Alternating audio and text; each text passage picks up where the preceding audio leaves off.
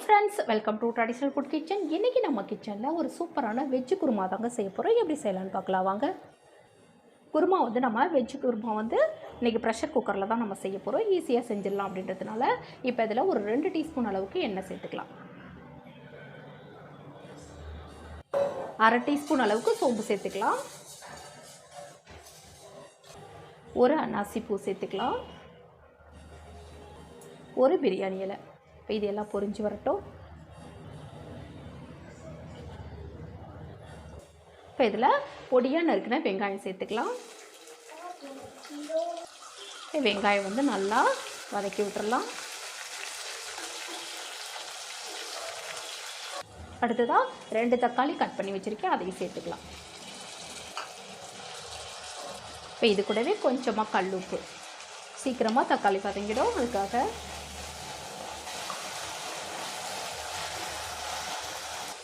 1/2 teaspoon அளவுக்கு இஞ்சி பூண்டு விழுது சேர்த்துக்கலாம். கொஞ்சமாக கருவேப்பிலை சேர்த்து இப்போ பச்சை வாசனை போகிற அளவுக்கு நல்லா வதக்கி விட்டுறலாம். இப்போ இதில் 1/4 டீஸ்பூன் அளவுக்கு மஞ்சள் பொடி சேர்த்துக்கலாம். 1 டீஸ்பூன் அளவுக்கு மிளகாய் தூள், 1 டீஸ்பூன் அளவுக்கு மல்லித்தூள். இப்போ இது எல்லாத்தையும் சேர்த்து பச்சை வாசனை போகிற அளவுக்கு நல்லா வதக்கி விட்டுறலாம். இப்போ நம்ம காயெல்லாம் சேர்த்துடலாம். ஒரு 1/2 கப் அளவு கேரட் சேர்த்துக்கலாம். இந்த மாதிரி கொஞ்சம் நைஸாக கட் பண்ணிக்கிட்டால் நல்லாயிருக்கும். 1/2 கப் அளவு பீன்ஸு கொஞ்சம் நீளமாக கட் பண்ணியிருக்கேன். ஒரு மீடியம் சைஸ் உருளைக்கிழங்கு கட் பண்ணி வச்சுருக்கேன், அதையும் சேர்த்துக்கலாம். 5 மணி நேரம் பட்டாணி நான் ஊற வச்சுருக்கேன், அதையும் சேர்த்துக்கலாம். இப்போ இது எல்லாத்தையும் சேர்த்து நல்லா ஒரு 2 நிமிஷத்துக்கு நல்லா வதக்கி விட்டுக்கலாம்.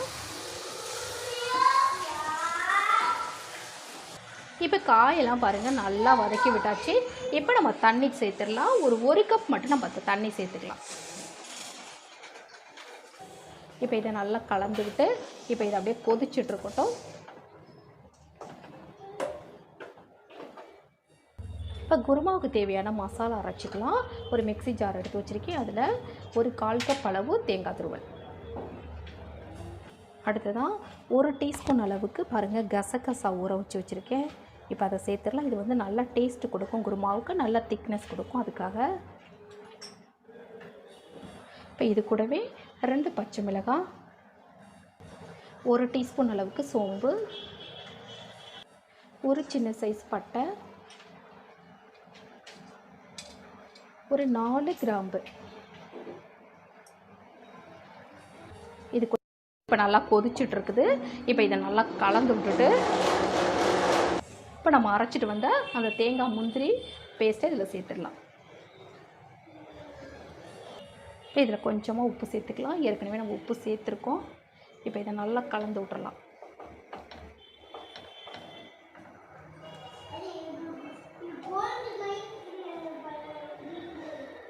இப்போ இதில் கொஞ்சமாக கொத்தமல்லி இலை சேர்த்துடலாம். இப்போ இதை நல்லா கலந்து விட்டுட்டு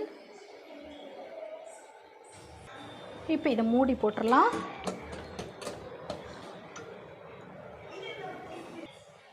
இப்போ இதுக்கு ஒரு 2 விசில் வச்சு நம்ம நல்லா வேக வச்சுக்கலாங்க. 2 விசில் வச்சுட்டு இப்போ திறந்து பார்க்கலாம். பாருங்கள் நல்லா கமன்னு குருமா ரெடி ஆகிடுச்சுங்க.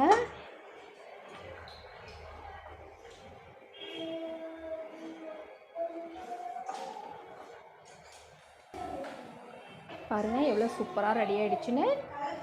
இது நீங்கள் இட்லி, தோசை, சாதத்து கூட சேர்த்து சாப்பிட்லாம். சப்பாத்தி, பூரி எல்லாத்துக்கும் ரொம்ப சூப்பராக இருக்குங்க. இந்த மாதிரி ஒரு தடவை நீங்கள் ட்ரை பண்ணி பாருங்கள். ரொம்ப டேஸ்டியாக இருக்கும். நான் செய்த இந்த வீடியோ உங்களுக்கு பிடிச்சிருந்ததுன்னா மறக்காமல் உங்கள் ஃப்ரெண்ட்ஸ், ரிலேட்டிவ்ஸ் எல்லாருக்கும் ரொம்ப ஷேர் பண்ணுங்கள், லைக் பண்ணுங்கள். நம்ம சேனலை மறக்காமல் சப்ஸ்கிரைப் பண்ணி சப்போர்ட் பண்ணுங்கள் ஃப்ரெண்ட்ஸ். தேங்க்யூ.